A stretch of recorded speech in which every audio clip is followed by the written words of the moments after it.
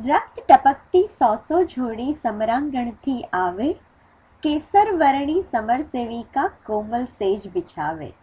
આ અને આવા રક્તરંજિત ગુજરાતી ગીતો સાંભળો રંગત સંગત શિવાની સાથેમાં દર શનિવારે બપોરે 1 વાગે ફક્ત રેડિયો એશિયા પર. આ રક્ત શબ્દ અને વહેવાને કેટલો નજીકનો પોતીકો સંબંધ છે એ કવિ નયન દેસાઈએ ખૂબ સુંદર રીતે વર્ણવ્યું છે. માણસ ઉર્ફે રેતી ઉર્ફે દરિયો ડૂબી જવાની ઘટના ઉર્ફે, માણસ ઉર્ફે રેતી ઉર્ફે દરિયો ડૂબી જવાની ઘટના ઉર્ફે, ઘટના એટલે લોહી એટલે વહેવું એટલે ખૂટી જવાની ઘટના ઉર્ફે. જોકે લોહી વહે એટલે ખૂટી જવાની ઘટના નથી સર્જાતી. એવું હોત તો વિનીત મોદીના શરીરમાં અત્યારે લોહીનું એક ટીપું પણ બચ્યું ના હોત.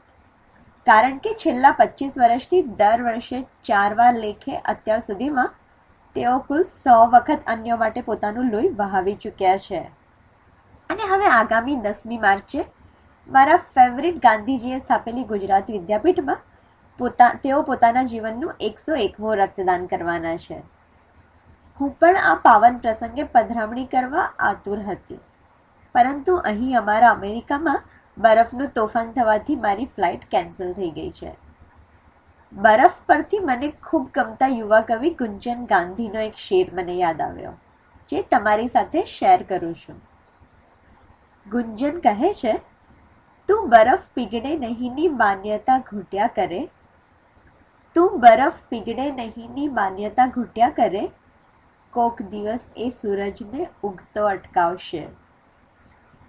મારે શિલ્પાબેનને કહેવાનું છે કે તમે ઠંડાઈ નહીં ખૂટેની માન્યતા ઘૂંટ્યા કરો, તમે ઠંડાઈ નહીં ખૂટેની માન્યતા ઘૂંટ્યા કરો.